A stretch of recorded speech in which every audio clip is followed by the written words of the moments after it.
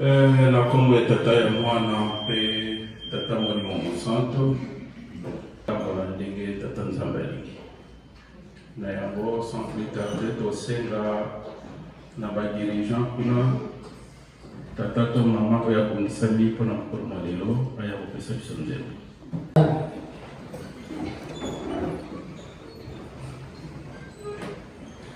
Muna sula komese mwana ya mwaga fea akansafu isi tata simikimba ukiangali nzali tolongo papa simikimba ukiangali nzali tolongo papa simikimba ukiangali nzali tolongo papa simikimba ukiangali ulumwe ki papa kelunyiru papa tale tuashie nzali tolongo potulita ulu mnatuvumbula mnantanda tubele papa kantu bafwa mnankenda zako luzulu lako papa tugeni lumwe ki na kitu bose tuguluma na makampuluzi ya benzani yetu mvumo kwa unatanda tata kusimulima kiangali matone jitafutula papa kasi na tenzole papa katuleta mafuana ko papa mbokela mbombo zeno katula bantu bafom jantanga tuvala na mfana na lusilweno papa tusumuka ngonzonzo lo muntalule munjatulo nzabe tolo papa simukimba kiangali kasi wena papa ngubako lusamula bazi masumuka ko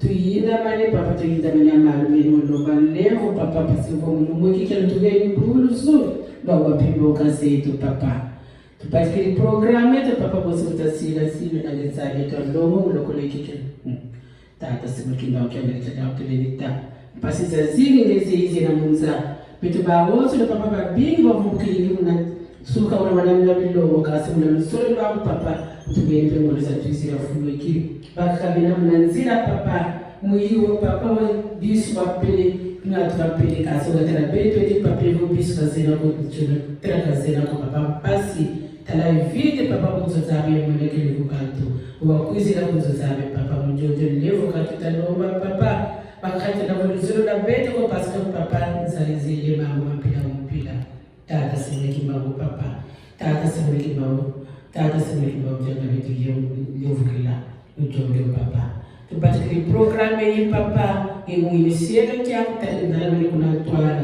tabo zaza tsuli papa ngofunzila kwa bitu bantu yani sika kota mfinda ya mbele ina ngitata simuliki mawakangani mana makakubukiri ki papa makala mangi betu tuwa papa tanda mita sayira papa ngitabu za zulu tusay zote kita sala luzulu tabika mbi pasibika mwanamke wa kwanza ijina papa biko kutamna tima mwana papa mtukute mkatila nsui takatula kitu sasa pisa kala za simu musi pasita ubamo papa manu wiki bika leo va kwa sikila kwa betu ba silo papa programu tupatikili mbato kuye nsuka kwa makutuveni mnazola kwa se mwana vile amen.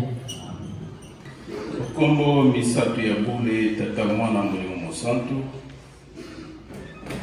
tobandi programme na biso na psaume 46 tokokende kotanga psaume 46 verset 1 à 3 tozalaka na bitili ya kokumba babible batata na bamama ntango tozotangaka biso nyonso epesaka mpe mayele mosusu. Psaume 46 verset 1 à 3 soki tozwi biso nyonso etangeli ezali boye mutu ya likambo eza koloba na biso yawe azali na bato na ye nzembo oyo ya libota ya kore bazwaki yango na mokanda ya motambwisi ya bayembi bayembaka yango na mandanda ya mongongo ya likolo.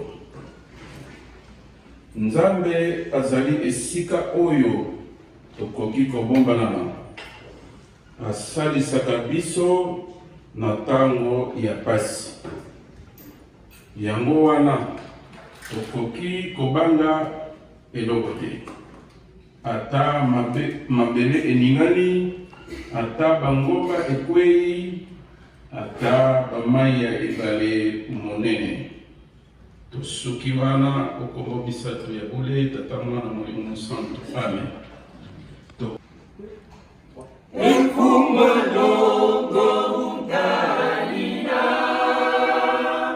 Mumani mambo ya volele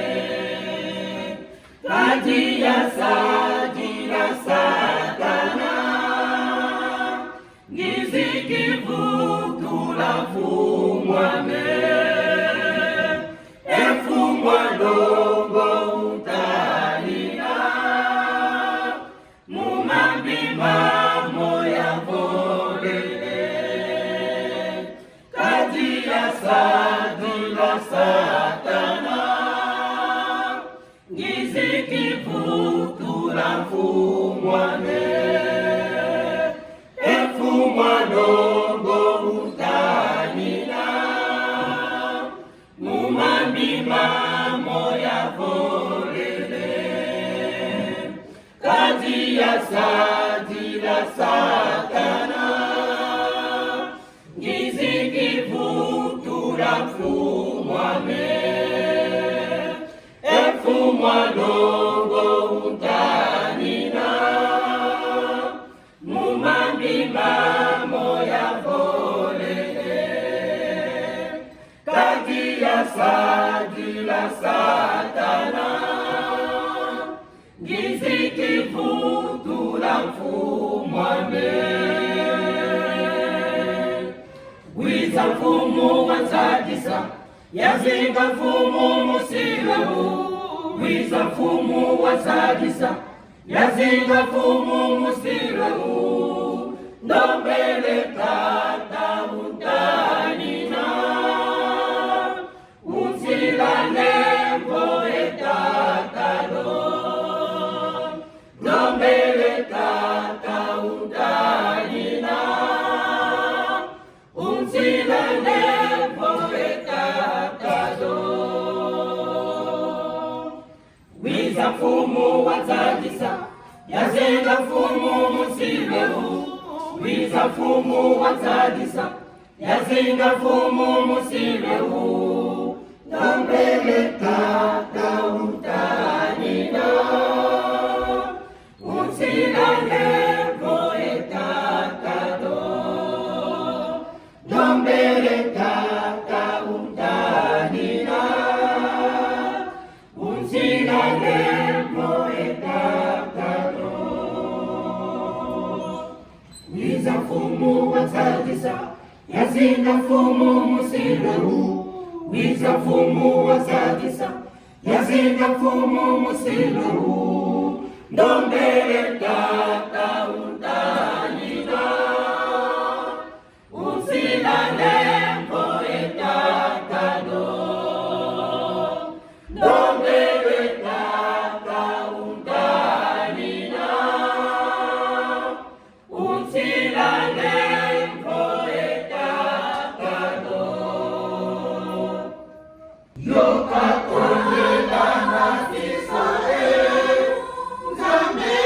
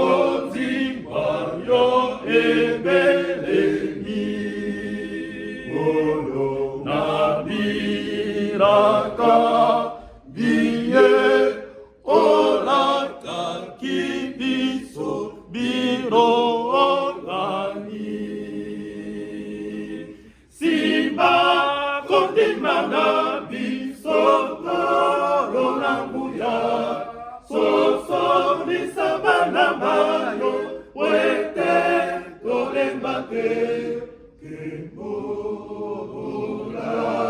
Kaki Biso Kemonana Tose Epela Kembola Kaki Biso Kemonana Tose Epela Simba Kontimana biso Lolanguya Soso Nisabana Bayo Wete Tolembate Kembola Kaki Biso Kemonana Tose Epela Kembola Kaki Biso Kemonana Tose Epela.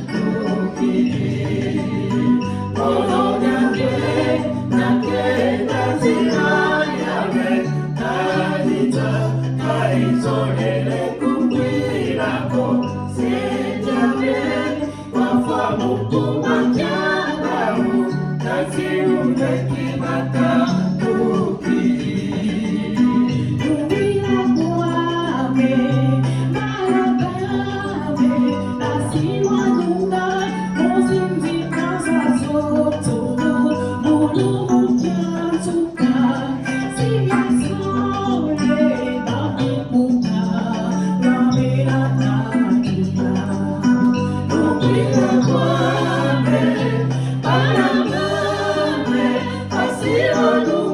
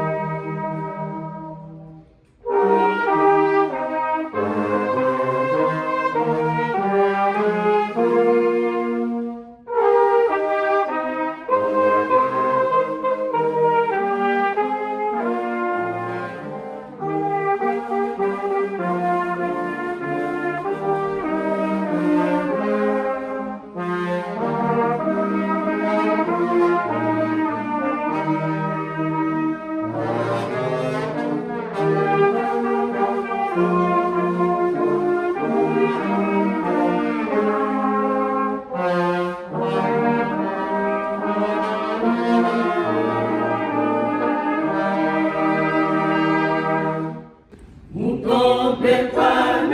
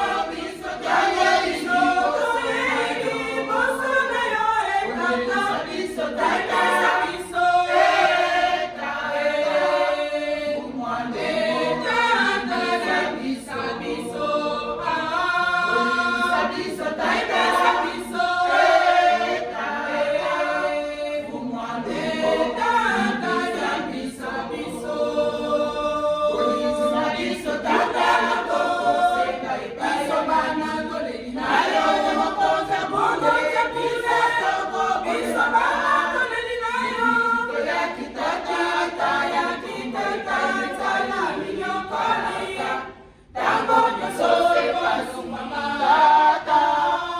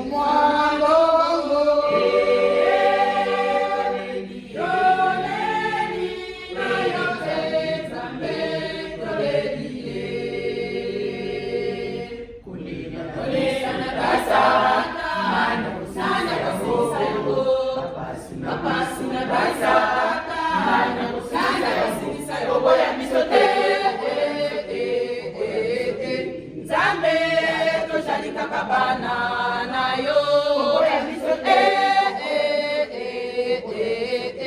Nzambe tozali takabana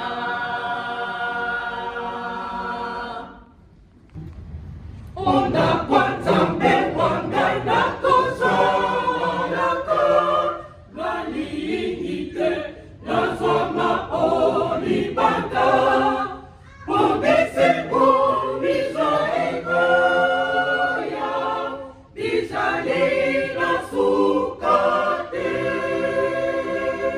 Onda kwa Nzambe wanga na kozalaka Naliingite nazwa maolibanda Pobese bomizaekoya Bizali na sukate Onda kwa Nzambe wanga na kozalaka Naliingite nazwa maolibanda Pobese bomizaekoya Bizali na sukate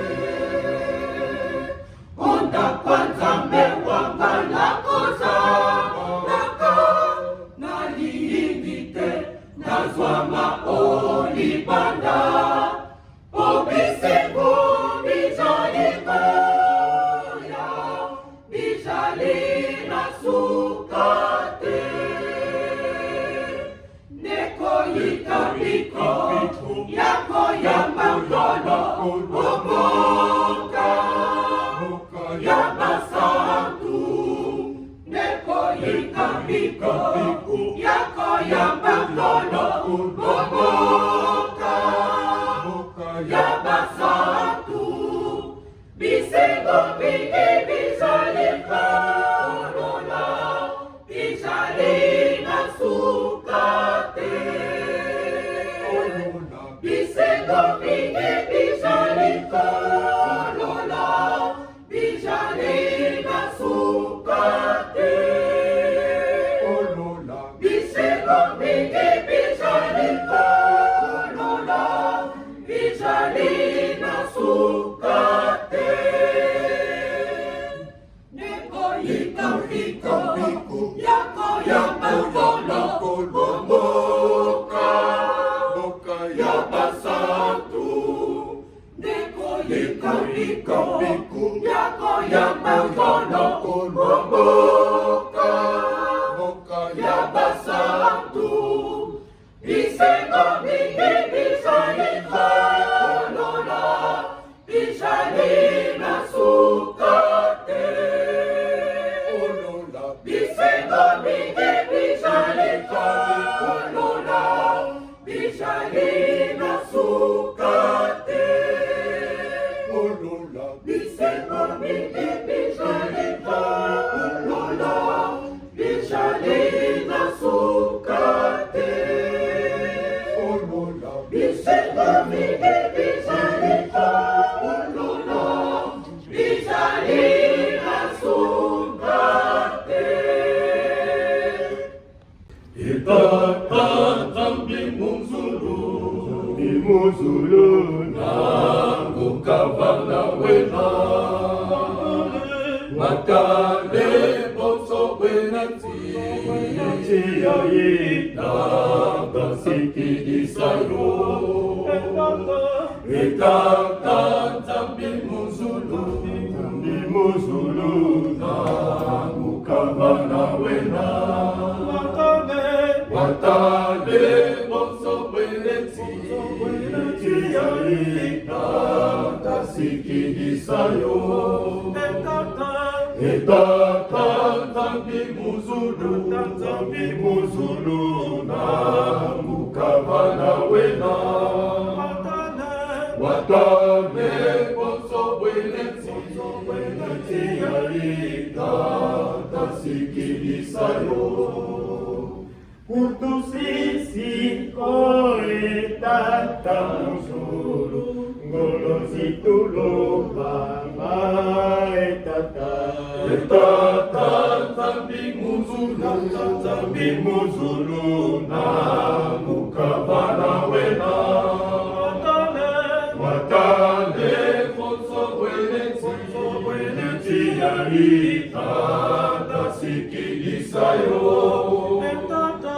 Etata Nzambi Muzulu na Ukabana wena Watane boso weneti ya vita tasikilisa yo. Pona tomoni ntango na biso ekomi mosika, l'essentiel tozala na objectif oyo tokosengela Nzambe akoyoka biso.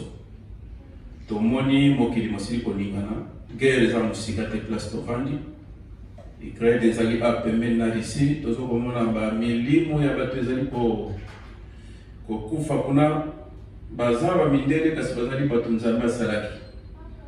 Yango tokosengela makambo wana mpona Nzambe akoka kotalisa kuna mpe akoka kotia kimia. Mpona lingomba mpe toyebi mobembo papa asalaki epai ezali, tosengelaka papa mfuma ndongo te me lokola na nzoto mpe atamboli na bato baza na ye kuna, tokotia bango na mabondeli kokende ezalaki malamu mpe kozonga na bango ezala malamu. Le reste ya bamakambo tozwi kombo ya moto te aza malade, mais soki oyo bakoleka moto ayebi ke ndeko moko baza na pasi, tokoki kokumba ye na mabondeli. Yango wana tokosenga kuna na chorale de dirigeant mama Kuntala, mwasi ya papa Roland, pe tosengi papa Iber kuna na apaki, sima nango papa Diakre papa Vei aya kusikisa biso libonde.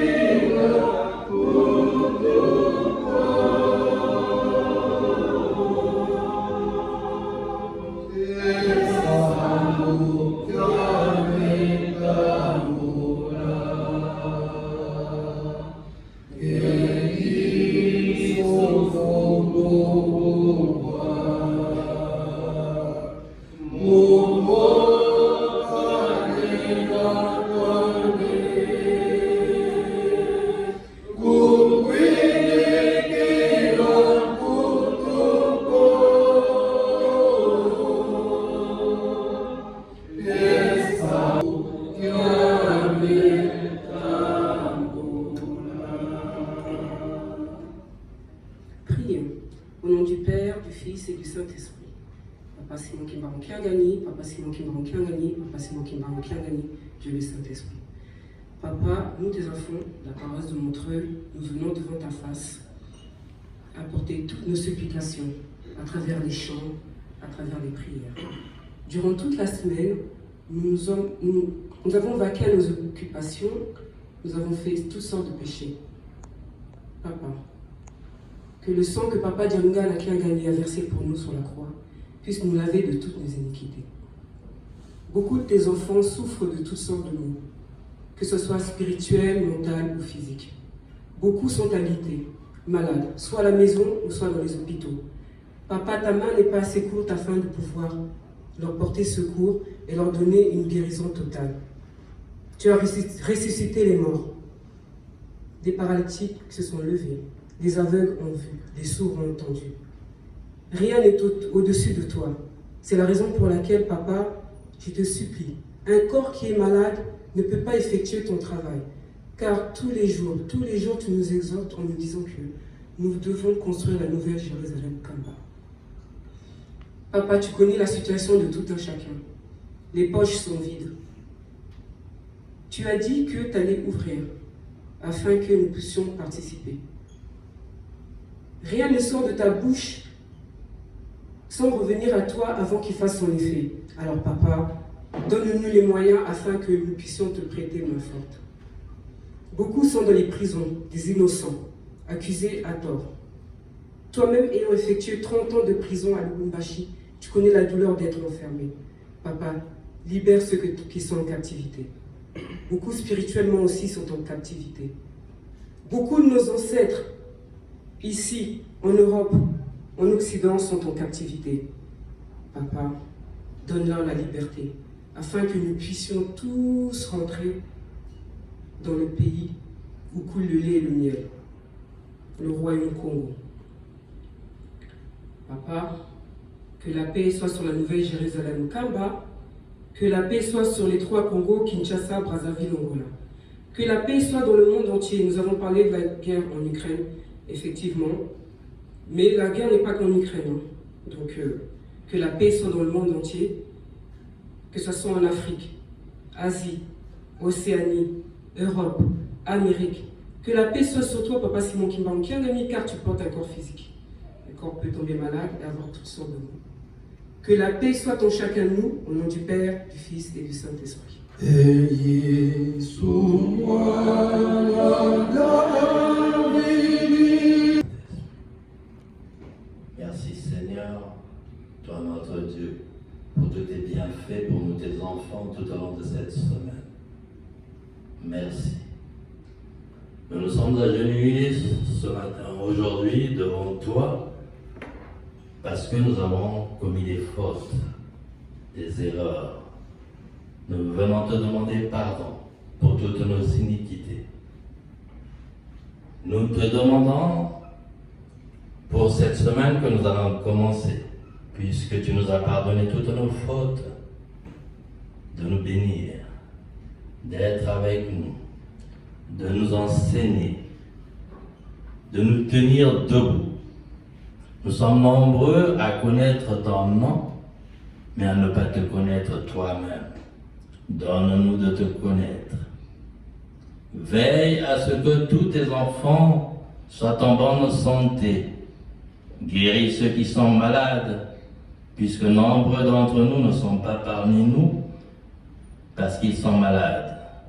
Et nombreux de ceux qui sont ici, devant toi, ont traîné le pas pour arriver ici, parce que malades, ils ont pris de nombreux médicaments. Donne aussi à tes enfants qui sont venus parmi nous et qui n'ont pas de papier. Donne-leur d'avoir des papiers. Veille à ceux qui sont dans les prisons. Aide-les à résoudre leurs problèmes. Qu'ils sortent de là et donne-leur de connaître ton nom.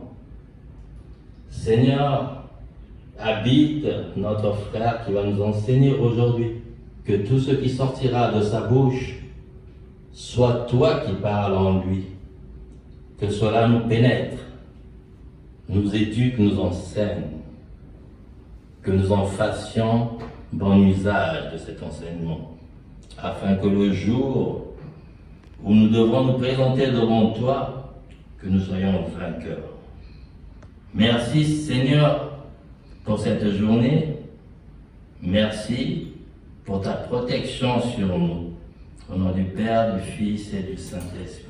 Et vous l'usez, quand les tuisez, d'orisant, vous l'usez.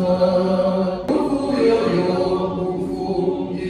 yo makasiko, enzapanga kwa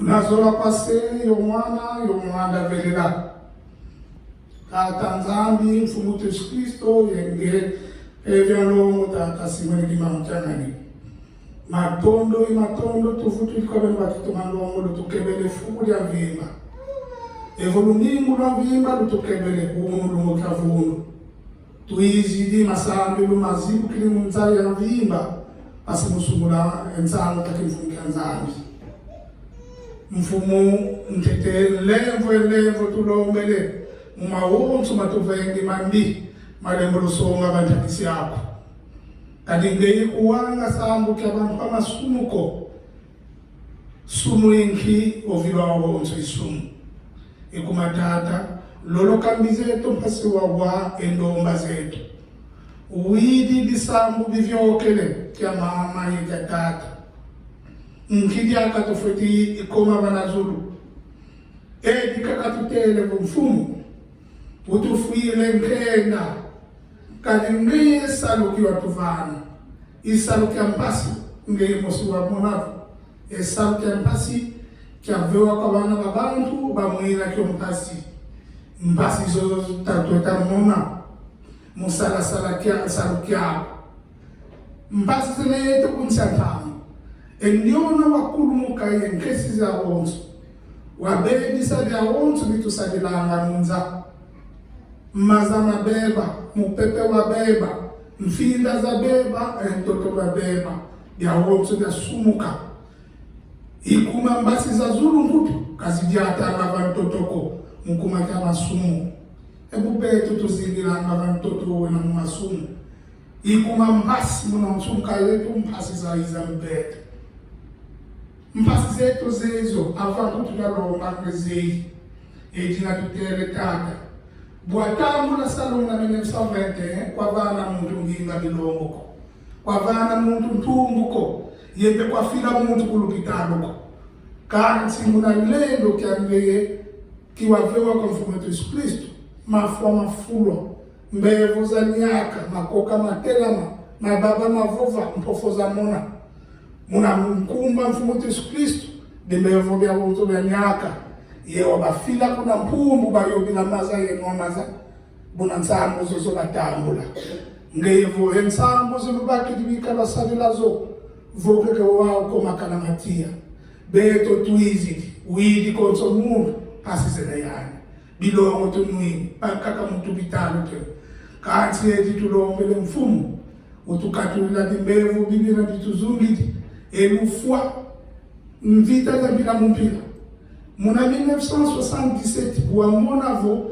enkilu ilueki kuna ndambo ya shaba watuvana samu kele 6 avril kansi tala mawunzi mawalonga muna samu kele 6 avril imu malunga ne mntango yi eli tulombele kaka mfumu ngeye umwanda velela tata simoni kibao kiangani tena masanka wako onso kwa samu na 1970 wazunga sao mukongo ya yanza eboba kala ba mumpasi banyaka mafua mankaka munzila mafutumuka dimbevo bya wonso kabaki lwake la kutujaka kuna Yerusalemiko dina kuna kuwena kuna Brazzaville tongole koko kwako wazunga sanza ya mvimba pasipota tangu la kufufamu munazola kwa seyo mwana imwanda velela amen tata mwana mpe molimo mosanto soki bandeko bazali oyo bayaki na retard totangaki mikanda mibale totangaki na psaume 46 de 1 à 3 nsima nango tolekaki exode 20 verset 1 à 17 sikoyo tokosala mpe balecture mibale tokobandela na proverbe batoli tokobanda na proverbe chapitre 9 verset 10 à 12 nsima nango tokokende na mokanda ya mosakoli Luka na 6e chapitre verset 46 à 48 tolobi boye tokotanga sikawa na proverbe chapitre 12 verset 10 à 12 nsima nango tokokende na epître ya Luc chapitre 6 verset 46 à 48 soki biso banso tozwi kotanga ezali boye na mokanda ya batoli ngai nazongi moke na nsima kuna me place nalingaki mpenza na mokanda ya batoli natiaki na 10 ati na 12 me nazongi moke na nsima na 7e verset bongo nakiti na se wana mpona toyoka motu ya likambo ezali wana na likolo balobi moto ya mayele na moto ya lolendo elingi koloba boye na kombo tata mwana mpe molimo mosanto moto oyo alakisaka bato lolendo mabe na bango bayinaka ye oyo agangelaka bato ya mabe bafingaka ye kolakisa moto ya lolendo mabe na ye te soki te akoyina yo kasi soki olakisi moto ya mayele mabe na ye akolinga yo. Makambo okoloba na moto ya mayele ekobakisela ye mayele oyo akoyebisa moto ya malamu ekolakisa makasi na ye. Tokiti na se sikoyo. Kotosa Yawe ezali ebandeli ya mayele. Place tokotelemela penza ya mwana. Kotosa Yawe ezali libandeli ya mayele. Koyeba Nzambe ya bosantu epesaka makanisi ya malamu. Ya solo mayele ekokomisela yo mikolo mingi. Okozala na bomoi molai. Soki okomi na mayele yango ekosalisa yo. Soki okomi na lolendo yango ekomemela yo pasi. Toleki. Tokei na mosakoli Luka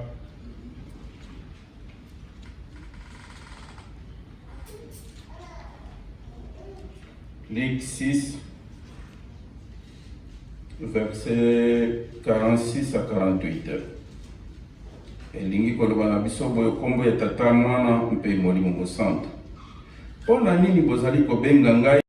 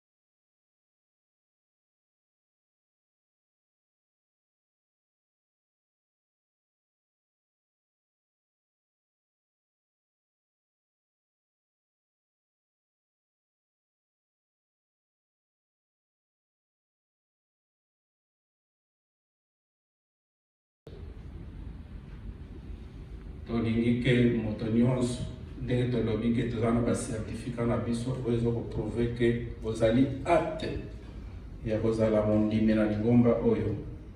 Salela makambo Nzambe alingaka. Banga liboso Nzambe. Nzambe aza camarade na biso te. Pona mingi to créaka ba amitié, ba nini, ah non, on était depuis l'enfance et puis on a grandi ensemble avec Papa Simon Kimbangu. Mais aza moninga na yote. Pona Nzambe soka lingi na erwa na zwilo décision mususu. Okoboya yo moko kumiyina olobi, ah, mutu na chaka motema camarade nanga lelo akomi ko changa na ba vérité boy. Tala eloko yo tambolaka nango elembo monene. Donc salela makambo ezali na kobanga Nzambe nde okozwa mayele oyo ya kokebisa baninga oyo ya kopesa ndenge nini tokoki kozwela bomoi. Kuna toleki na mukanda na biso ya suka ya Luka azalaki mosakoli ya nkolo Yesu te, azalaki grec na mboka ya Antiokia Sulia. Luka na vi na ye azalaki docteur ya bokono mpona banzoto. Soki obeli Luka akopesa yo kisi ozwi gerizo. Atangaki mingi mpona kozala un docteur il faut tanga. Azalaki mutu moko ya ndenge na te. Akomaki mikanda mibale. Akomi sango malamu ya Luka, akomi acte des apôtres. Mokanda oyo totangi to évangile selon Luc, makambo nyonso akomaki atunaki yango parce que azalaki te na temps ya nkolo Yesu. Atuniango na bayekoli, atuniango na mama Maria, mpe bato mosusu bayebisaki ye, mais comme alaki na ye motu esala biki mpe simbaka bien, akomi makambo wana nyonso. Alors na mokanda ya misala ya bantoma makambo ya libandeli peut-être bayebisaki ye, mais tina chapitre 9 oyo ebandeli wana nyonso bayebisaki ye. Oyo elandaki Luka ye moko deja azalaki azovivre baévénement baapôtre babandaki kosala na makambo ndenge bazotambola, azalaki su mopaya te. Mais siko awa na mokanda oyo akomeli biso ye kaka na mayele o wana ya malamu atuni biso moto na moko. Pona nini boza kobenga ngai kolo mais botosaka mpe bosalaka na bino maloba oyo ngai natindaka bino te motuna. Bobengaka ngai nkolo kasi botosaka mpe bosalelaka makambo oyo natindaka bino te. Kuna na se balakisi malamu ke mutu ose ayepa ya tata Nzambe ayekoli mpe ayebi Nzambe azali nini, ye akokanisi ye na eloko moko balobi azali moto ya mayele. Moto wana azali moto oyo akendeki atimoli fondation na ye ya ndako presque 1 mètre. Tango ba tempête ba ya mabe eyaki ndako wana ekoyaki te. Mais moto ya zoba akende kotonga ndako ne na place ya zelo. Tango mopepe ya mabe eyaki na ndako ekwei na biloko mosusu ebebi. Yo na ngai totelemeli wapi? Mpona na kobenga Papa Simon Kimbangu solo ndenge papa na biso ya paki alobaki tobengaka ye, mais toyebi Nzambe te. Toyebi ete mpona ni eza lokola formule moko kaka ya koloba papa Nzambe. E mingi pe baza kati na biso nde tolobi bawanganaka nano na ti lelo oyo. Soki olobi Nzambe entre parenthèses soki bato baza wana abaluki to akitisi elongi na se bazali. Mpona nini oza na makambo ya kodefendre te? Siko Nzambe oyo ezobenga ye ti Nzambe ya nini? Pona toyebi mosali moko ya nkolo Yesu awanganaka nkolo Yesu abandaki kotambola na ntango nyonso alobi nkolo place okufela nga na kozala wana. Mais nsima na ngo ye kotalaka alobi makambo ozoloba ekosala mabongo te. Ati ntango mosusu ekolela yo kowanga na mbala misato. E biso mpe na ntango na biso peut-être toza mosika te ya kowanga na Papa Simon Kimbangu. pour papa nous mourons tolobaka bongo likambo ya pasi yana no soki yo kufa pona papa Simon Kimbangu Kemani mais nkolo Yesu andimaki ne akufa pona mabe ya yo na ngai e yo na tour na yo est-ce que pour papa tokokufa peut-être tokokufa te ezaka mituna eyaka ezongelaka biso pona nini mingi tozali awa position na biso ya solo eyebani na mbote ba position ya solo eyebani te yango wana nga nayaki na elema moko nayebi te soki jeteki ayebaki nzembo me lokola tokomilikaki te moye ya kosenga bino yango eza te nzembo moko ezoloba bana nanga boyika mpiko etumba oyo nalobelaka bino yango oyo bozali komona solo bana bokosama te likolo na se bikoleka kasi maloba manga imakolongana bana na ngai boyika mpiko etumba oyo nalobelaka bino yango oyo bozali komona solo bana bokosama te likolo na se bikoleka kasi maloba manga imakolongana bozali komona bandimi ya lokuta mpe ya solo oyo bayaki mpona kobundisa ngai molimo mosanto sika watango na ngai bana esili ekoki ye bokotala bakomona na polele moto na moto akoyebana na misala na ye ya molili oyo akosalaka nzembo ezokoloba yango mpona ni banzembo oyo bafondaka yango te balobi position ya yo na ngai na minito eza ya kobombama me na suka ekoyebana mpona nini nzambe azali na likolo aza komona mosala ya moto na moto yango wana tokei na suka peut-être ya matei na biso awa balobi na biso ete bobangi bwa nzambe ezali libandeli ya mayele kende kosala réflexion na ndenge na yo okomona ke okozwa lisusu makambo mosusu onga nalobi te soki mpe okei na nani na mokanda ya suka ya luka mpona nini tozali kobenga yawe tozokotosa ye te tozokosala mpe makambo oyo aza kotinda te yango wana toyebi nzembo oyo na suka ke moto na moto akoyebana na misala na ye ya molili oyo abombaka tokomona na mpwasa kasi tozwila yango mayele mpona nini mokolo ya suka biso nyonso tozala ndenge tozali awa kuna na lola okombo ya tata mwana mpe molimo mosantu totelema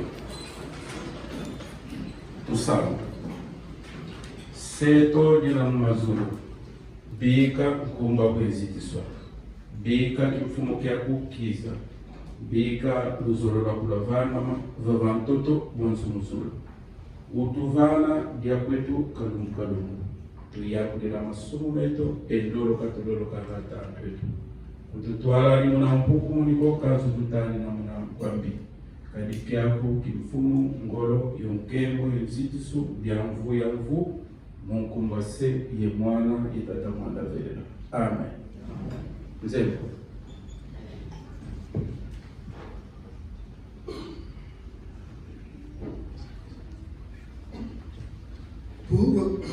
Pour tisalilanga mami ba oitwe bitwe baba oitwe toyoka mo pour tisalilanga mami pour tilanda kembo myanza pour 1 2 3 pour tisalilanga mami pour tilanda kembo myanza pour tilembi viluka luzayavo lufwa lulweke Bureti sadilanga mami, bureti langa kebo myanza, bureti lembi viluka luzayavo, lufwa lulweki.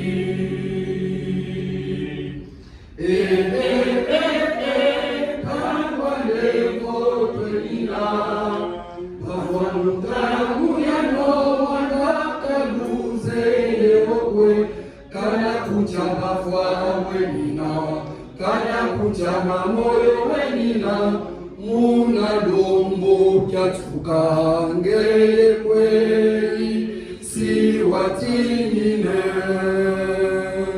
kana kuchapa fwa wenina kana kuchapa moyo wenina muna dombo kyatuka ngeye kwei si watinine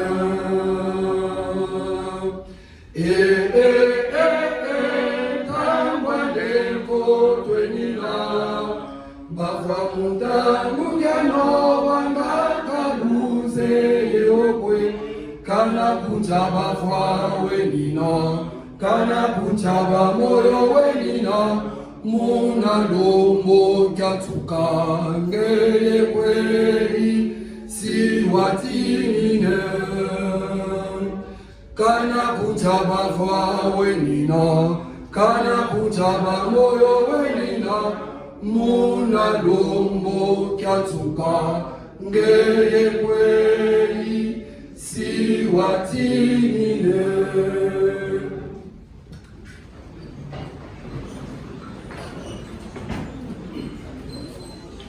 Bandi tokomi na deuxième partie au tokobenga papa secrétaire aya pour continuer le programme.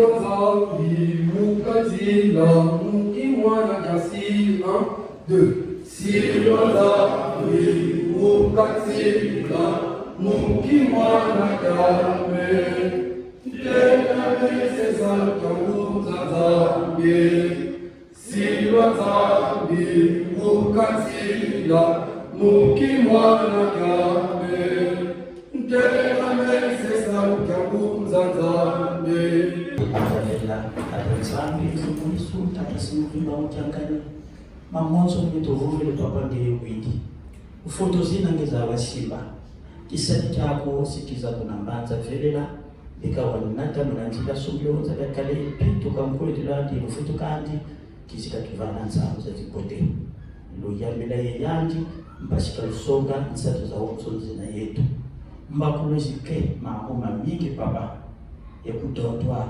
ekuprojisa mpila mumpila beto papa utufwanisa lupakulweto pasi muntano zikuza papa takuyendika kali etape ya inene ya eto chufofila biwa kada ibeto papa wenda ipo pastor beto tasala kunuvuvwa mukungwizani tasala sari kako kinachaliwishu ya papa basi tafutumwana kya vulnerability tafutumwana kadenge papa tailungana penge papa tengeda mina miwavuva nyaisi monika lumukena kya liwishu kina lumukya kinene pika papa takokenesa wakala yetu sitavama na yetu katika ingeko kala fili koto muntu kufila fulukina ka kundi langa subla za kala ipimo na njila imawo tulobe mungu wa sema na mwanda vela amen tenda mungu